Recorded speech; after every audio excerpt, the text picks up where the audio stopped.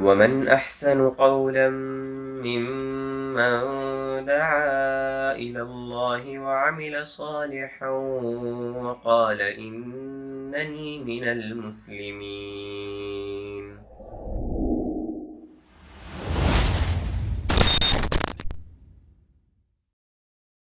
السلام عليكم ورحمة الله وبركاته. إن الحمد لله نحمده ونستعينه ونستغفره ونعوذ بالله من شرور أنفسنا ومن سيئات أعمالنا. من يهده الله فلا مضل له ومن يضلل فلا هادي له. أشهد أن لا إله إلا الله وحده لا شريك له وأشهد أن محمدًا عبده ورسوله أما بعد. پیارے بھائیوں، اس امت میں اختلاف،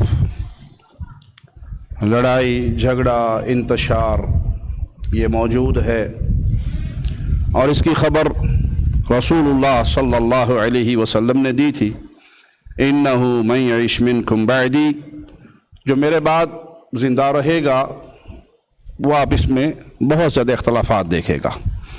سیاسی زندگی میں اختلاف، مذہبی زندگی میں اختلافات میں، نظریات میں، عقائد میں امت بٹی ہوئی ہے، امت انتشار کا شکار ہے۔ مختلف پگڈنڈیوں پہ چلنے والے اپنے اپنے راستے کی طرف لوگوں کو دعوت دے رہے ہیں۔ بہت سے گمراہ فرقے جو اس امت کی ابتدائی دور میں ہی نبی صلی اللہ علیہ وسلم کی وفات کے بعد صحابہ کے آخری دور کے اندر ہی پیدا ہو گئے، خوارج کا فرقہ، روافض کا فرقہ، یہ گمراہ جماعتیں۔ اللہ مالک کا کرم ہے کہ اللہ نے اہل ایمان کو ایک ایسی شریعت دی ہے جس کی راتیں اتنی ہی چمکتی ہیں جتنا اس کا دن چمکتا ہے۔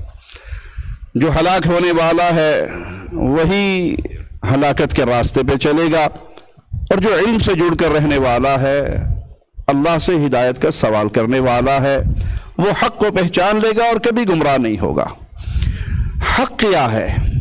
حق جو اللہ مالک کی طرف سے نازل کیا ہوا وہ حق ہے۔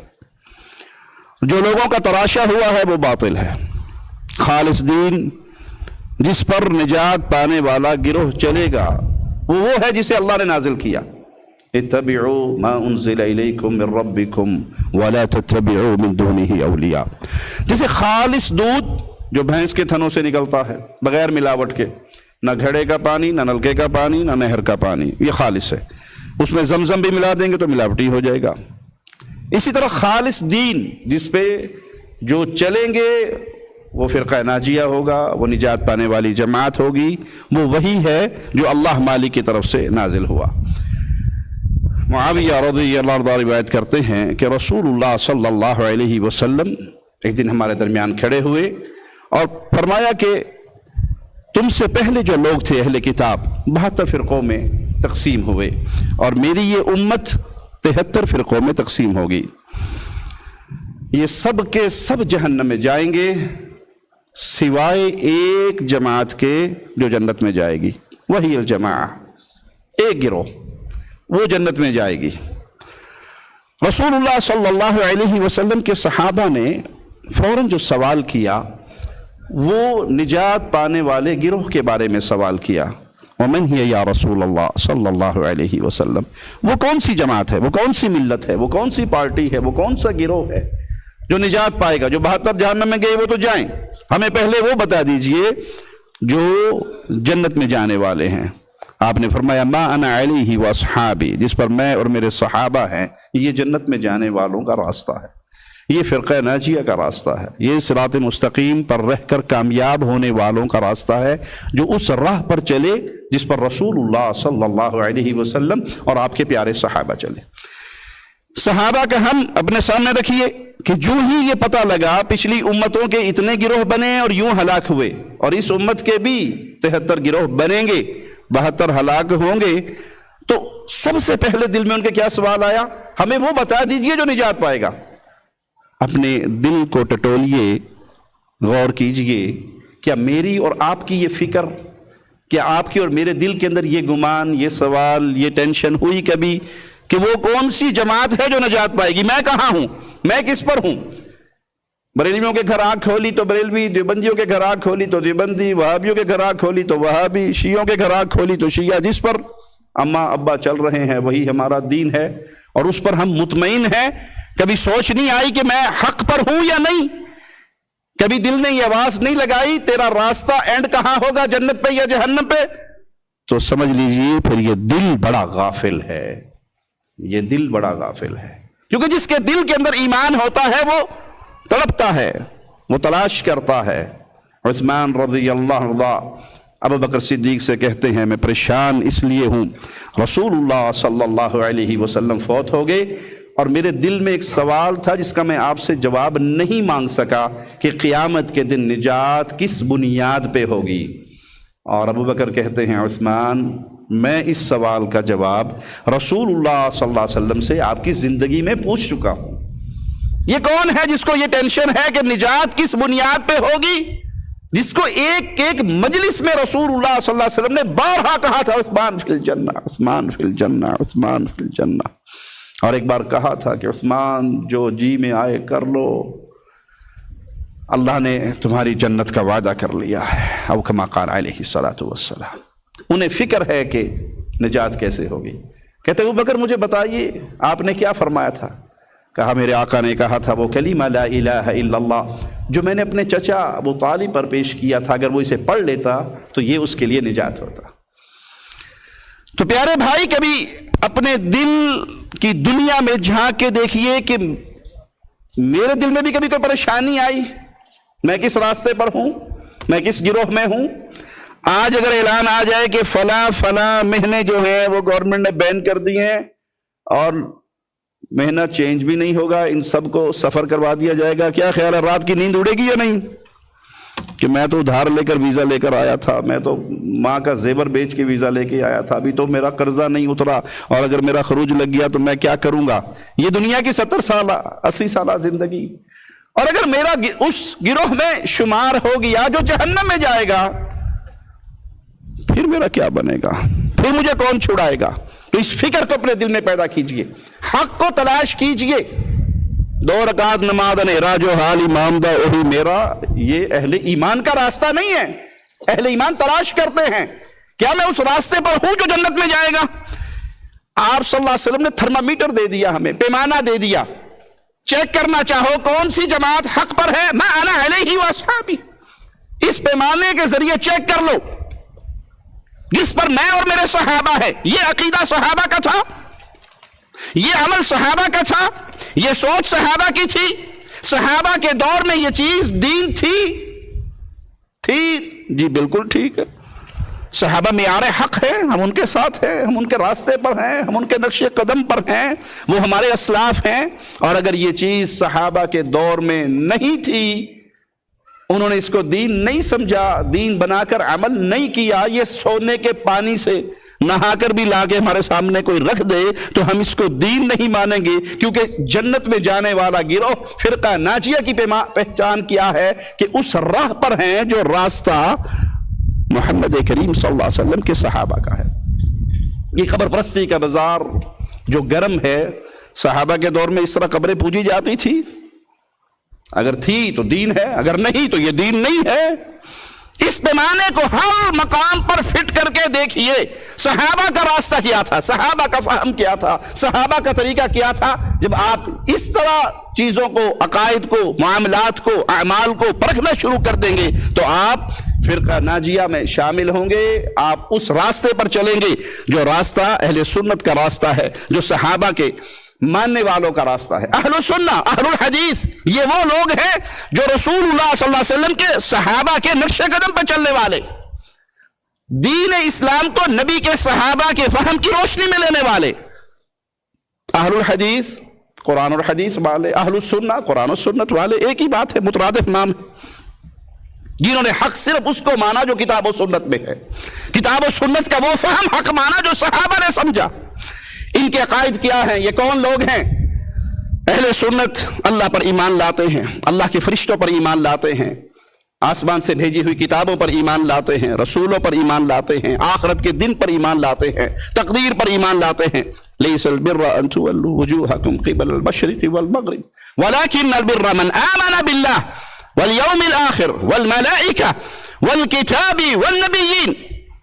ساری اچھائی مشرق و مغرب کی طرف منہ کرنے میں ہی نہیں، بلکہ حقیقتاً اچھا انسان تو وہ ہے جو اللہ پر، قیامت کے دن پر، فرشتوں پر، اس کی کتابوں پر اور نبیوں پر ایمان لے کر آتا ہے۔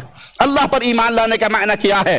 یہ اللہ کی ربوبیت کو مانتا ہے کہ وہ رب ہے، وہ پالنہار ہے، وہ خالق ہے، وہ مالک ہے، وہ کائنات کی تدبیر کرنے والا ہے، اور اس ربوبیت میں اس کا کوئی پارٹنر نہیں ہے۔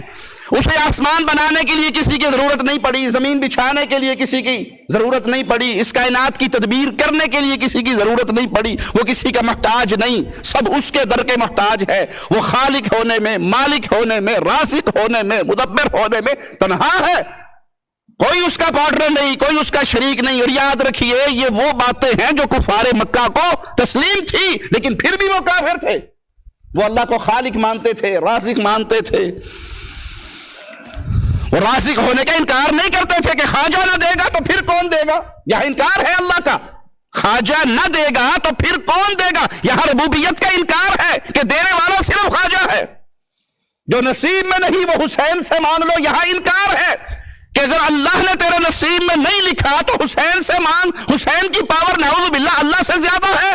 اللہ نہیں دے گا تو حسین دے دے گا، اللہ نہیں دے گا تو علی دے دے گا۔ یہ وہ ظالم ہیں جو اس شرک میں داخل ہو گئے جس میں ابو جہل بھی داخل نہیں ہوا تھا۔ اللہ پر ایمان لانے کا معنی کیا ہے؟ اس کی الوہیت کو مانا جائے، وہ الہ برحق ہے، وہ معبود برحق ہے، جو وہ خالق ہے، مالک ہے، رازق ہے، کھلاتا ہے، پلاتا ہے، موت، زندگی، تدبیر سب اس کے ہاتھ میں ہے، تو حق رکھتا ہے جیدہ کھائیے ودا گائیے۔ جس نے کھلایا ہے اس کی پوجا کی جائے، اس کی عبادت کی جائے، اس کی عبادت میں کسی اور کو شریک نہ ٹھہرایا جائے۔ یہ حق ہے مالک کا، وہ معبود برحق ہے۔ عبادت کی کروڑ حق اس میں بھی ہو، ہر قسم کا حقدار صرف ایک اللہ ہے۔ اللہ کے علاوہ کسی کے لیے سجدے نہیں، کسی کے لیے رکوع نہیں، کسی کے لیے طواف، کسی کے لیے نظر، نیاز، ذبح، قربانی، کسی پر امیدیں، کسی پر بھروسے، کسی پر توکل نہیں، کسی سے آس نہیں، کسی کے نام کی دہائی نہیں، یا علی مدد، یا رسول اللہ مدد، یا بہاول حق مدد، یا فلاں بابا مدد نہیں۔ اتوا عبادہ، یہ عبادت ہے۔ اللہ کو پکارو گے تو اللہ کی عبادت ہے، غیر اللہ کو پکارو گے تو غیر اللہ کی عبادت ہے، نبیوں کو پکارو گے تو نبیوں کی عبادت ہے، اور یہ نبی قیامت کے دن انکار کریں گے۔ قرآن بیان کرتا ہے، اللہ مالک عیسیٰ علیہ السلام سے پوچھے گا انت قلت للناس، تو نے کہا تھا لوگوں کو، یہ بات تو نے سکھائی تھی لوگوں کو۔ عیسیٰ علیہ السلام انکار کر دیں گے، صالحین، انبیاء سب انکار کر دیں گے کہ یہ شیطان کے راستے پر چلے، ہم نے یہ بات کہی نہیں۔ تو اللہ پر ایمان لانے کا معنی اس کی ربوبیت کو مانا جائے، الوہیت کو مانا جائے، اسماء و صفات کے اقرار کیا جائے، اس کی صفات میں کوئی اس کا شریک نہیں، اور اہل سنہ اس پر ایمان لاتے ہیں۔ اہل سنہ اپنے رب کا تعارف کرواتے ہیں، قل هو اللہ احد، کہہ دو اللہ احد ہے، ایک ہے، اللہ الصمد، بے نیاز ہے، کسی کا محتاج نہیں، کسی کے اسے مدد کی ضرورت نہیں، نہ اس نے کسی کو جنا ہے، نہ وہ جنا گیا ہے، نہ اس کے برابر کی کوئی ذات ہے۔ وہ اپنی ذات میں، صفات میں، کمالات میں تنہا و یکتا ہے۔ سارے اس کے بندے ہیں، سارے اس کے بندے ہیں، سارے اس کے در کے سوالی ہیں، وہ کسی کے در کا سوالی نہیں۔ اہل سنہ اس بات کی گواہی دیتے ہیں کہ رسول اللہ صلی اللہ علیہ وسلم اللہ کے بندے ہیں، نور من نور اللہ نہیں ہے۔ یہ کفر کا عقیدہ ہے جو یہ سمجھے کہ محمد صلی اللہ علیہ وسلم اللہ کے نور کا ٹکڑا ہے، یہ کھلا کفر ہے۔ جیسے عیسیٰ کو اللہ کا بیٹا کہنا کفر، ایسے محمد صلی اللہ علیہ وسلم کو اللہ کا نور کہنا کفر۔ جیسے عیسیٰ علیہ السلام کو اللہ کا بیٹا کہنا کفر، ایسے یہ کہنا وہی جو مستوی عرش تھا خدا ہو کر اتر پڑا مدینے میں مصطفیٰ ہو کر کفر ہے۔ یہ سمجھنا یہ ہمارے پیر فنا فی اللہ کے مقام پہ پہنچ گئے۔ یہ عبادتیں ریاضتیں کرتے کرتے اتو بندے نے وچو وہی ہے، یہ کھلا ہوا کفر ہے۔ ایسا کہنے والا بندہ کافر ہے، مسلمان نہیں ہے، بھلے نماز پڑھے، حج کرے، روزے رکھے، جو مرضی کر لے، اس نے اللہ کی ذات کے شریک بنائے ہیں۔ قل هو اللہ احد، وہ اپنی ذات و صفات و عبادت میں تنہا یکتا، سارے اس کے در کے سوالی۔ محمد صلی اللہ علیہ وسلم اللہ کے بندے ہیں، اہل السنہ کے اس پر ایمان ہیں، اللہ کے رسول ہیں، خاتم النبیین ہیں، آخری نبی، آپ کے بعد کوئی نبی نہیں، کسی بھی صورت میں کسی بھی کنڈیشن میں کوئی اور نبی نہیں آ سکتا، نہ اعلان کر کے اپنی نبوت کا اور نہ بغیر اعلان کیے اپنی نبوت کا، نبوت کا دروازہ بند ہو گیا، محمد صلی اللہ علیہ وسلم اللہ کے آخری نبی۔ اب کوئی نبوت کا دعویٰ کرے گا، وہ مسلمہ کذاب کرے یا مسلمہ پنجاب کرے، مرزا غلام احمد قادیانی کرے، یہ سب مرتد ہیں، کفار ہیں، اور اس کی خبر ہمیں رسول اللہ صلی اللہ علیہ وسلم اپنی زندگی میں دی تھی۔ میرے بعد نبوت کا دعویٰ کرنے والے آئیں گے، وہ دجال ہوں گے، وہ کذاب ہوں گے، وہ کفار اور مرتد ہوں گے، اس کا اسلام سے کوئی تعلق نہیں ہوگا۔ مسلمان حاکم پر، جملہ یاد کرنا، عوام الناس پر نہیں کہ جس کو مرضی گستاخ رسول کہہ کے گولیاں مار دو اور جلوس نکال کے اس کے گھر کو جلا دو، یہ فتنہ اور فساد ہے جس سے اسلام منع کرتا ہے۔ مسلمان حاکم پر، نبوت کے دعوے دار کو قتل کرنا بادشاہ پر فرض ہے، مسلمان حاکم پر، عوام پر نہیں۔ قانون ہاتھ میں لینا اسلام اس کی اجازت نہیں دیتا، فتنہ اور انتشار کی اسلام اجازت نہیں دیتا۔ اکثر آپ نے سنا ہوگا دعات کو، علماء کو لوگ کلی بھیجیے، دیکھیں اس نے نبوت کا اعلان کیا، اس کا رد کریں۔ کسی بندے سے اس کی کفر کی دلیل نہیں مانگی جائے گی، کیا جی ٹھیک ہے آپ نبی ہیں، لاؤ دلائل دو اپنے نبوت کے، نہیں، ہمارے پاس دلیل موجود ہے، محمد کے بعد صلی اللہ علیہ وسلم جو بھی دعوی نبوت کرے گا کافر ہے، ہم نے اس کی کوئی دلیل نہیں سننی، وہ مسلمان نہیں ہے، آپ خاتم النبیین ہیں، آپ کے بعد کوئی ذلی بنے، بروزی بنے، سٹپنی بنے تو یہ کہے جی کہ وہ نبوت تو قیامت تک باقی ہے، جیسے وہ اسحاق جھال والا مردود کہا کرتا تھا کہ نبوت قیامت تک باقی رہے گی، لیکن جو نبی آئے گا وہ اعلان نہیں کرے گا۔ نبوت باقی ہے، اعلان بند ہوا ہے؟ نہیں، نہ نبوت باقی ہے نہ نبوت کا اعلان باقی ہے۔ جو اپنے پیروں کو کلمے، مریدوں کو کلمے پڑھاتے ہیں نا، آؤ پیر شبلی کے پاس دو آئے، کہا جی اپنا مرید بنا لو، کہا پڑھ لا الہ الا اللہ شبلی رسول اللہ، اس نے کہا استغفر اللہ، پیر نے بھی کہا استغفر اللہ، پیر جی تسی کیوں کیا گیا، تو کیوں کیا؟ کہتا میں تو آپ کو پیر سمجھ کے آیا تھا، بڑے مجرم ہیں آپ تو۔ دوسرے سے کہا تو آ گیا، مرید بننا ہے؟ جی بننا ہے، پڑھ لا الہ الا اللہ شبلی رسول اللہ۔ کہتا جی میں تو کچھ اور ہی سوچ کے آیا تھا، ورے ہی گر پڑے ہو، نبوت پہ ہی قناعت کر لی، میں تو آپ کو رب ماننے کے لیے تیار تھا، آپ تو رسالت پہ آگے اپنا مقام ڈاؤن کر دیا، تھپکی دے رہا میں تینوں علم سکھاواں گے۔ یہ اہل اسلام نہیں ہے جو اپنے مریدوں کو اپنے نام کے کلمے پڑھاتے ہیں، یہ کھلا کفر ہے۔ جو اپنی نبوت کا اعلان کرواتے ہیں اپنے مریدوں میں کروائیں، یوسف کذاب کی طرح، یا عوام کے سامنے کریں اور اپنے صحابہ قرار دیں، اپنے عشرہ مبشرہ قرار دیں، اپنے حق چار یار قرار دیں، ان کا ایمان سے کیا رشتہ ہے؟ یہ ڈاکو ہے ختم نبوت کے۔ محمد صلی اللہ علیہ وسلم خاتم النبیین ہے، ساری انسانیت اور سارے جنات کی طرف آپ کو بھیجا گیا۔ قل یا ایھا الناس انی رسول اللہ الیکم جمیعا، اے نبی صلی اللہ علیہ وسلم اعلان کر دو، اے انسانوں، اہل کتاب نہیں کہا، مسلمان نہیں کہا، پوری انسانیت سے خطاب ہے، میں تم سب کی طرف رسول بنا کر بھیجا گیا۔ اہل السنہ والجماعہ فرشتوں پر ایمان لاتے ہیں، اللہ نے ان فرشتوں کو نور سے پیدا کیا، وہ نور جو اللہ کی مخلوق ہے، نور من نور اللہ نہیں۔ انسان مٹی سے پیدا ہوئے، مٹی اللہ کی مخلوق، جن آگ سے پیدا ہوئے، آگ اللہ کی مخلوق، ملائکہ نور سے پیدا ہوئے، نور اللہ کی مخلوق، یہ اللہ کی مخلوق ہے، اللہ نے ان کو پیدا کیا۔ ان کی کیفیت کیا ہے؟ لا یعصون اللہ ما امرہم ویفعلون ما یؤمرون، انہیں اللہ جو حکم دیتا ہے وہ نافرمانی نہیں کرتے، وہی کرتے ہیں جو اللہ انہیں کہتا ہے۔ ہمارا ان پر ایمان ہے، ملائکہ پر ایمان ہے، جن کے نام ہم تک پہنچ گئے ان پر بھی ایمان ہے، جن کے نام ہمیں نہیں پتا، جن کی تعداد ہمیں نہیں پتا، ہمارا ان پر بھی ایمان ہے۔ ہمارا ایمان ہے کہ فرشتے میرا اور آپ کا ریکارڈ لکھ رہے ہیں، اللہ کی طرف سے ان کی ڈیوٹی لگی ہوئی ہے، ہمارا ایمان ہے۔ ملک الموت کی ڈیوٹی لگی ہوئی ہے، ہمارا ایمان ہے۔ سور پھونکنے کی ڈیوٹی فرشتے کی لگی ہوئی ہے، ہمارا ایمان ہے۔ اہل السنہ والجماعہ اللہ کی طرف سے بھیجی ہوئی کتابوں پر ایمان لاتے ہیں، اور یہ بھی ایمان لاتے ہیں کہ قرآن حکیم اللہ کا آخری کلام ہے، اور یہ کلام ہے اللہ کا، مخلوق نہیں ہے، یہ مخلوق نہیں ہے، خالق کا کلام ہے۔ جبریل علیہ السلام نے اس قرآن کو اللہ سے سنا، پھر وحی لے کر محمد صلی اللہ علیہ وسلم کے مبارک دل پر نازل کیا، اور آپ نے لوگوں کو اس کی دعوت دی۔ یہ قرآن اللہ کا کلام ہے۔ اللہ مالک فرماتا ہے وَإِنْ أَحَدٌ مِّنَ الْمُشْرِكِينَ، اگر مشرکوں میں سے کوئی تو اسے پناہ طلب کرے فَأَجِرْهُ حَتَّى يَسْمَعَ كَلَامَ اللَّهِ، تو اسے پناہ دے دے یہاں تک کہ وہ اللہ کا کلام سن لے۔ اہل السنہ والجماعہ آخرت کے دن پہ ایمان رکھتے ہیں، اور اس سے مراد ہر اس چیز پر ایمان ہے جو موت کے بعد واقع ہوگی، جس کی خبر ہمیں کتاب و سنت سے ملتی ہے۔ ہم اپنی عقل کے گھوڑے دوڑا کر فیصلے نہیں کرتے، کتاب و سنت پہ ایمان لاتے ہیں۔ قبر کے اندر بٹھایا جائے گا، منکر نکیر آئیں گے، سوال و جواب ہوں گے۔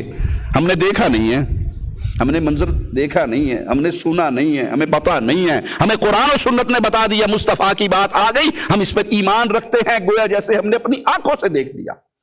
ہم اپنی عقل کی گھوڑے دوڑا کر وہاں پہ دلائل کو نیچے اور عقل کو اوپر سوار نہیں کرتے جی کہ وہ تو مر گیا، مٹی پڑ گئی ہے، وہ کیسے مردوں کی قدموں کی چاپ سنے گا؟ مصطفیٰ نے کہا تو سنے گا۔ ابو بکر صدیق کو کہا تھا جا کر ابو جہل نے، اس کی پارٹی نے، ایک ہی رات میں کوئی بیت اللہ سے بیت المقدس، پھر آسمانوں کی سیر، پھر اسی رات میں واپسی، ممکن ہے؟ کہا نہیں۔ بڑے خوش ہوئے کہ آج تو بڑا تیر مار لیا، مصطفیٰ کا بڑا قریبی دوست توڑ لیا۔ کہا پتہ یہ دعویٰ کس نے کیا ہے؟ کہا کس نے کیا ہے؟ کہا جس کو تمہارا رسول کہتا ہے۔ کہا محمد نے کہا ہے صلی اللہ علیہ وسلم؟ کہا ہاں۔ کہا اللہ کی قسم محمد نے سچ کہا ہے۔ کہا عقل مانتی ہے؟ کہا عقل مانے نہ مانے، صدیق کا ایمان مانتا ہے۔ صدیق تیری صداقت پر میرے ماں باپ قربان ہو جائے۔ مصطفیٰ نے جو کہا ہے وہ سچ ہے۔ ہمیں جو خبر کتاب و سنت نے دے دی آخرت کے حوالے سے، وہ عقل کی کھوپڑی میں آئے یا نہ آئے، یہاں عقل کا سودا نہیں ہے، یہاں ایمان کا سودا ہے۔ مصطفیٰ کی دی ہوئی خبر پر ہم ویسے ایمان لاتے ہیں جیسے ایمان لانے کا حق ہے۔ کیوں؟ ہمارے بارے میں مولا نے اپنے کلام میں خبر یہ دی ہے والذین یؤمنون بما انزل الیک وما انزل من قبلک وبالآخرۃ هم یوقنون، اور وہ لوگ جو ایمان لاتے ہیں اس پر جو آپ کی طرف اتارا گیا اور جو آپ سے پہلے اتارا گیا، اور آخرت پر یقین رکھتے ہیں، اولئک علی ھدی من ربہم واولئک هم المفلحون، یہی تو ہے جو اپنے رب کی طرف سے ہدایت پر ہیں اور یہی فلاح پانے والے ہیں۔ اہل سنہ کا ایمان ہے کہ قبر کا عذاب برحق ہے، جو اس کا حقدار ہے اسے یہ ملے گا، جس کو جزا کا حقدار ہے جزا ملے گی۔ فرشتے آئیں گے، انسان سے سوال و جواب کریں گے۔ یہاں پر ہم اپنے عقل کے گھوڑے نہیں دوڑاتے مسعود الدین کیپٹن عثمانی کی طرح کہ نہیں جی وہ یہ اور قبر ہے، وہ اور قبر ہے، وہ برزخ کی قبر ہے، یہ دنیا کی قبر ہے۔ ہمیں رسول نے اسی قبر کو قبر کہا ہے۔ مر رسول اللہ صلی اللہ علیہ وسلم بین قبرین، آپ دو قبروں کے درمیان سے گزرے، حدیث میں ہے وہ یہی قبریں تھی۔ لا تقم علی قبری، وہ یہی قبر تھی۔ رسول نے بتا دیا صلی اللہ علیہ وسلم۔ عقل کو پیچھے رکھتے ہیں، حدیث کو آگے رکھتے ہیں۔ یہ عقل کتاب و سنت کو پرکھنے اور ماننے کے لیے ہے، یہ کسوٹی نہیں ہے کہ قرآن صحیح ہے یا نہیں۔ اگر عقل کو سب کچھ سمجھ کے فیصلے کرو گے تو غامدی کی طرح گمراہ ہو جاؤ گے۔ قرآن کی واضح آیت ہے جنت میں اہل ایمان کو حوریں ملے گی۔ غامدی صاحب کہتے ہیں نہیں یہ تو بس ہمیں شوق دلانے کے لیے کہا گیا، ورنہ تمہاری یہی بیویوں کو ٹیپ ٹاپ کر کے ڈینٹنگ پینٹنگ کر کے تمہیں پھر دے دیا جائے گا، اوتھے بھی تو یہی دلوائے گا سانو۔ اللہ اہل ایمان کو ایمان والیاں دے اور جنت میں حوریں بھی دے، اور جن کا قرآن کی آیات پر ایمان نہیں ہے ان کو حوریں نہیں حوریں بولیں گے۔ تو یاد رکھیے گا، ہم کتاب و سنت کو عقل کی کسوٹی پر نہیں پرکھتے کہ عقل مانے گی تو مانیں گے۔ جیسے سید ابو العالی مودودی صاحب نے صحیح بخاری کی حدیث نقل کی اور کہا حدیث تو صحیح ہے، صحیح بخاری میں ہے، لیکن میری عقل چیخ چیخ کے پکار رہی ہے کہ یہ جھوٹ ہے، تیری عقل میں فساد ہے، محمد کی بات سچی ہے صلی اللہ علیہ وسلم۔ العبد اذا وضع فی قبرہ، جب بندے کو قبر میں رکھ دیا جاتا ہے، وذهب اصحابہ، اور اس کے ساتھی اسے چھوڑ کے چلے جاتے ہیں، حتی انہ لیسمع قرع نعالہم، یہاں تک کہ وہ اپنے جانے والے دوستوں کے جوتوں کی چاپ کو سنتا ہے۔ یہ کس نے کہا؟ محمد الرسول اللہ نے۔ ہمارا ایمان ہے صلی اللہ علیہ وسلم۔ تو فرشتے آتے ہیں، اٹھا کر بٹھاتے ہیں، پھر پوچھتے ہیں ما کنت تقول فی ھذا الرجل محمد صلی اللہ علیہ وسلم، محمد صلی اللہ علیہ وسلم کے بارے میں تمہارا کیا عقیدہ ہے؟ مومن کہیں گے اللہم اجعلنا منہم ومعاہم وفیہم، فیقول اشہد انہ عبد اللہ ورسولہ، میں گواہی دیتا ہوں کہ یہ محمد صلی اللہ علیہ وسلم اللہ کے بندے اور اللہ کے رسول۔ حدیث میں آتا ہے اسے کہا جائے گا انظر، دیکھ، نظر مار، جہنم کے اندر اپنی کرسی کو دیکھ، جنت میں بھی اپنی سیٹ کو دیکھ، جنت اور جہنم کے دونوں گھر اسے دکھا دیے جائیں گے۔ قال النبی صلی اللہ علیہ وسلم فیراہما جمیعا، وہ ان دونوں گھروں کو دیکھے گا۔ یہ تیرا جہنم میں گھر تھا، ایمان کی بنیاد پہ اللہ نے اس کو کینسل کر کے جنت والا کنفرم کر دیا۔ بھائی ہر بندے کا جنت اور جہنم میں ایک ایک گھر ہے۔ اب جو چاہتا ہے جہنم والے کو کینسل کر کے جنت والے کو قابو کر لے، وہ محمد کے صحابہ کے راستے پہ چل پڑے صلی اللہ علیہ وسلم، اہل السنہ کے راستے پہ، اہل الحدیث کے راستے پہ چلے، جنہوں نے رب کی عبادت میں کسی کو شریک نہیں بنایا اور محمد کی اتباع میں بھی کسی کو شریک۔ ہم نہ رب کے علاوہ کسی کی پوجا کرتے ہیں اور نہ پوجا کا طریقہ محمد کے علاوہ کسی اور سے لیتے ہیں صلی اللہ علیہ وسلم۔ من تعبد و کیف تعبد، دین ہمارا پورا ہو گیا۔ پوجا کرے کیسے؟ پوجا کرے کس کی؟ اللہ کی۔ کرے کیسے؟ محمد کے طریقے پہ صلی اللہ علیہ وسلم۔ یہ ہے راستہ اہل السنہ کا، یہ ہے راستہ اہل الحدیث کا۔ ہاں جو کافر ہوگا، منافق ہوگا، وہ کیا کہے گا؟ فَيَقُولُ لَا أَدْرِي كُنْتُ أَقُولُ مَا يَقُولُ النَّاسِ، میں نہیں جانتا جو لوگ کہا کرتے تھے وہ میں بھی کہہ دیا کرتا تھا۔ یہ بھی جنت میں، وہ بھی جنت میں، جو جہاں لگا سبھی جنت میں، راستے الگ الگ ہیں، جانا سب نے جنت میں ہے۔ کسی کو کچھ نہ کہیے، اپنے مذہب کو نہ چھوڑیے، کسی کے مذہب کو نہ چھیڑیے۔ یہ شیطان ابلیس کا جملہ ہے، مسلمان کا نہیں۔ کسی کے مذہب کو نہ چھیڑیے۔ ارے بھائی، رسول کریم صلی اللہ علیہ وسلم نے پہاڑی پہ چڑھ کے اہل مکہ کے مذہب کو نہیں چھیڑا تھا؟ قولوا لا الہ الا اللہ، کیا خیال ہے؟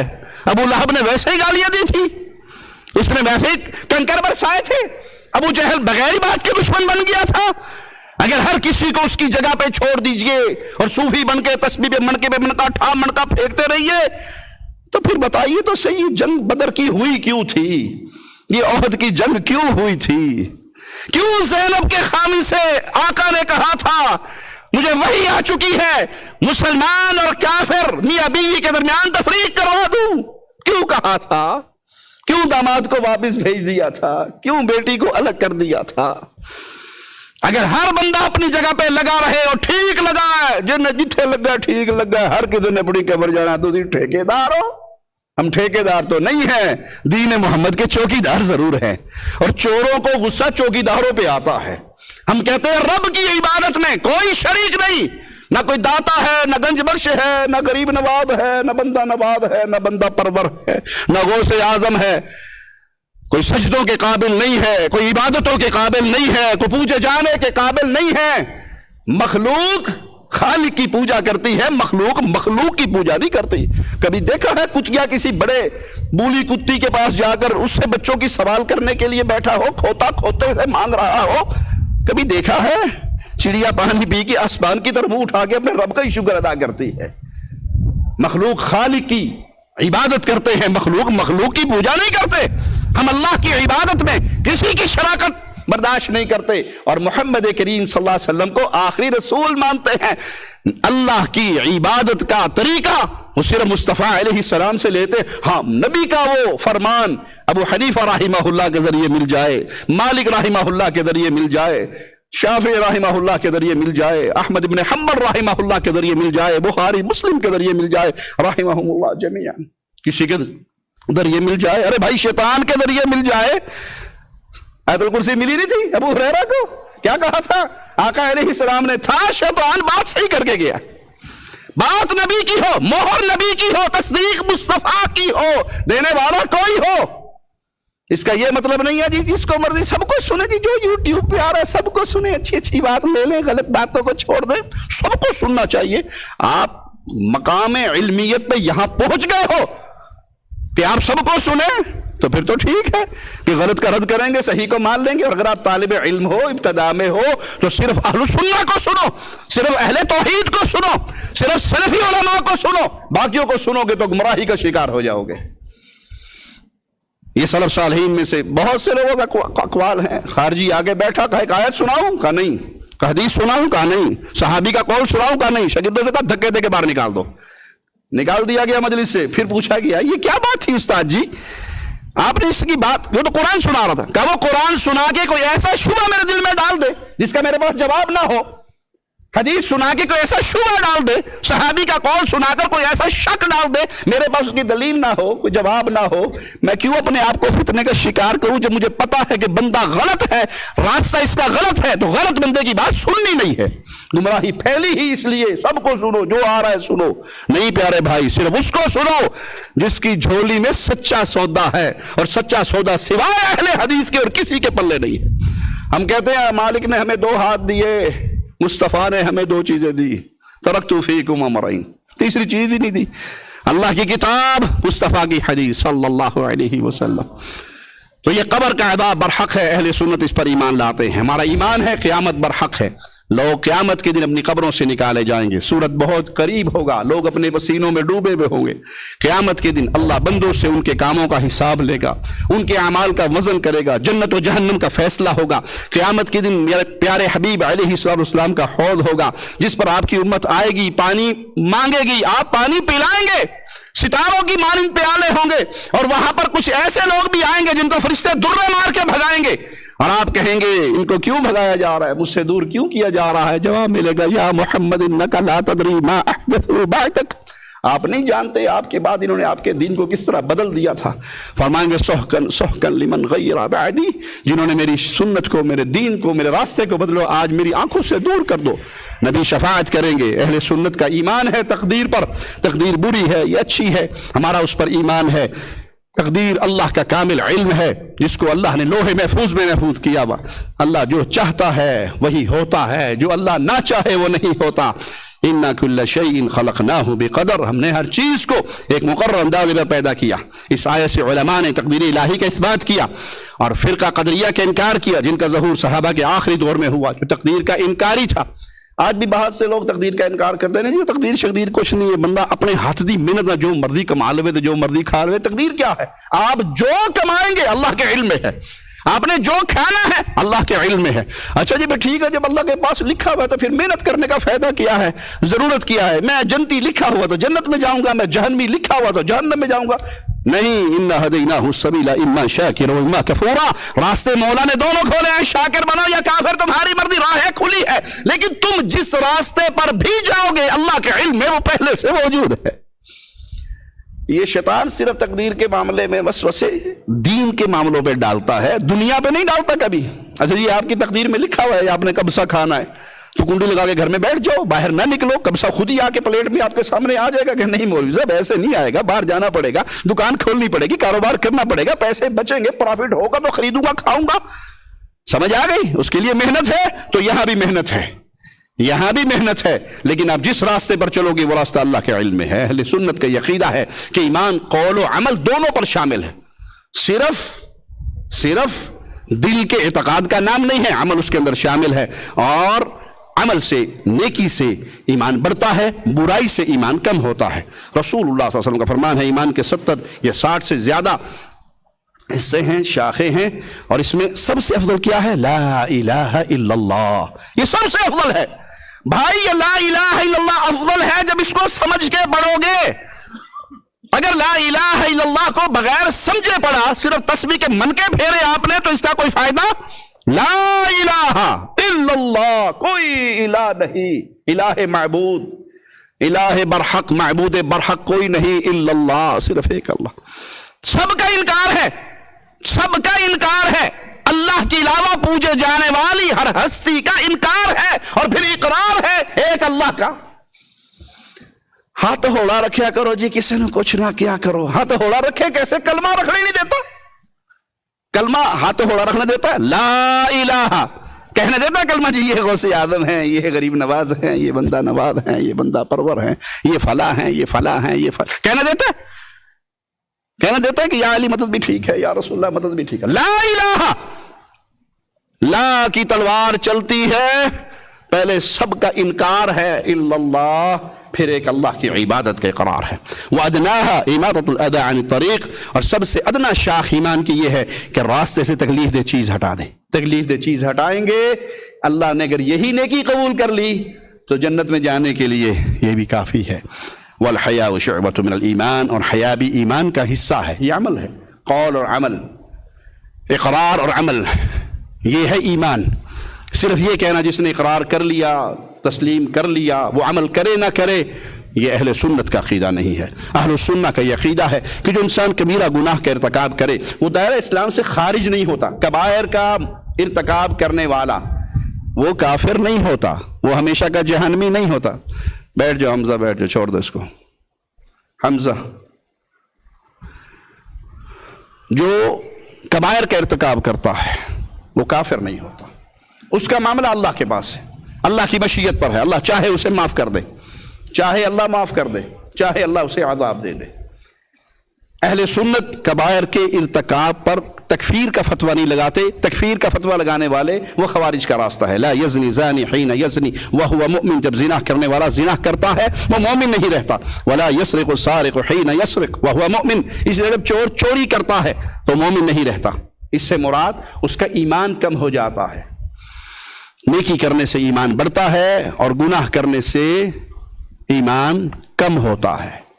اہل سنت صحابہ سے محبت کرتے ہیں اور ان کی محبت میں غلو نہیں کرتے، پیار کرتے ہیں، ان کی پوجا نہیں کرتے، اور کسی صحابی سے برات نہیں کرتے، کسی صحابی کی نفرت دل میں نہیں لاتے، اپنی زبان کی نوک پر نہیں لاتے۔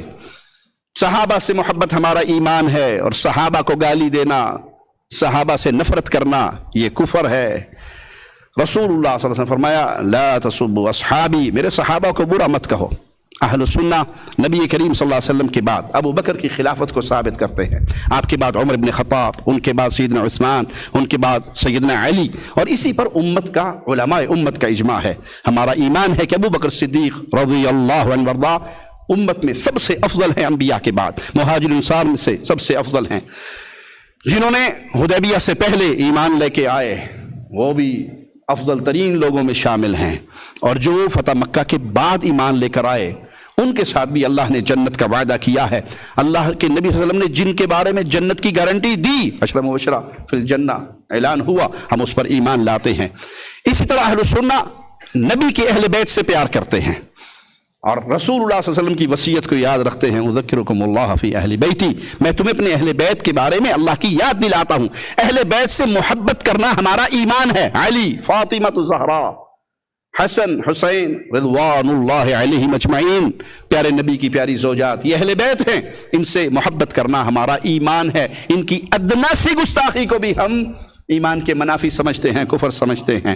لیکن اہل بیت سے پیار کا مطلب یہ نہیں ہے کہ اہل بیت کی پوجا کی جائے، اہل بیت کی عبادت کی جائے، انہیں اللہ کی عبادت میں شریک بنایا جائے، یا علی مدد، یا فاطمہ زہرا مدد، یا حسن مدد، یا حسین مدد کے نعرے لگائے جائیں، ان سے پیار کیا جائے گا، ان کی عبادت نہیں کی جائے گی۔ اور اگر کوئی یہاں کہے جی نہیں آپ اہل بیت کو مانتے ہی نہیں ہیں، تو یہ بالکل ویسے ہی ہے جیسے نصارہ مسلمانوں کو تہمت لگاتے ہیں کہ آپ عیسیٰ کو نہیں مانتے۔ عیسائی کیوں کہتے ہیں کہ مسلمان عیسیٰ کو نہیں مانتے؟ کیونکہ ہم عیسیٰ کو اللہ کا بیٹا نہیں مانتے، اللہ کا نبی مانتے ہیں، اللہ کا بیٹا نہیں مانتے۔ ہم علی کو اللہ کا بندہ مانتے ہیں، اللہ کا شریک نہیں مانتے۔ اہل بیت سے پیار کیا جائے گا، اہل بیت کی پوجا نہیں کی جائے گی۔ اہل سنت نبی کریم صلی اللہ علیہ وسلم کی بیویوں سے محبت کرتے ہیں، انہیں اپنی مائیں سمجھتے ہیں۔ وَأَزْوَاجُهُ أُمَّهَاتُهُم، نبی کی بیوییں مومنوں کی مائیں ہیں، ان کا دفاع کرتے ہیں اور یہ عقیدہ رکھتے ہیں کہ آپ صلی اللہ علیہ وسلم کی بیوییں جنت میں بھی آپ کی بیوییں ہیں۔ آپ پاک ہیں تو آپ کا بستر بھی پاک ہے۔ جو نبی کی بیویوں کو گالی دیتا ہے، ان کے اوپر الزام لگاتا ہے، وہ مسلمان نہیں ہے، وہ کافر ہے۔ سیدہ عائشہ پر تہمتیں لگانے والا قرآن کا منکر ہے، کافر ہے۔ کیوں؟ وہ عائشہ رضی اللہ عنہا کو گالی کیوں دیتا ہے؟ وہ دینا رسول کو گالی چاہتا ہے، لیکن اگر رسول کو گالی دے گا تو پھر اسلام کا دعویٰ بچہ کہے گا اس دعوے میں جھوٹا ہے۔ تو وہ نبی کو گالی نہیں دیتا، کبھی نبی کی بیوی کو گالی دیتا ہے، کبھی نبی کے سسر کو گالی دیتا ہے، کبھی نبی کے داماد کو گالی دیتا ہے، کبھی نبی کے برادر اللہ کو گالی دیتا ہے۔ اصل میں وہ دشمن نبی کا ہے۔ تو اہل بیت اور صحابہ کو گالی دینے والا حقیقت میں دشمن ہے اللہ کا اور اس کے رسول کا اور تمام اہل ایمان کا۔ اہل سنت رافضیوں سے برات کرتے ہیں جو صحابہ کو گالیاں دیتے ہیں، اسی طرح ناسبیوں سے برات کرتے ہیں جو اہل بیت کو گالیاں دیتے ہیں۔ اہل سنت ہر معاملے میں میانہ روی اختیار کرتے ہیں، اہل بیت سے محبت کرتے ہیں، صحابہ سے بھی محبت کرتے ہیں اور ان کی محبت کو ایمان کا جزء مانتے ہیں۔ اہل سنت عبادات پر اسی طرح عمل کرتے ہیں جس طرح رسول اللہ صلی اللہ علیہ وسلم نے کیا۔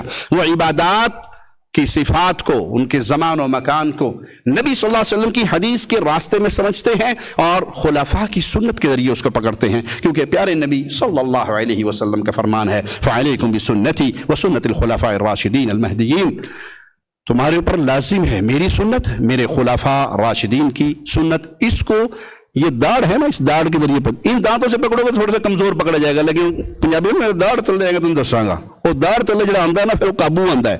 آپ نے کہا میری سنت کو اپنی داڑھوں سے قابو رکھو، میرے خلفاء کی سنت کو۔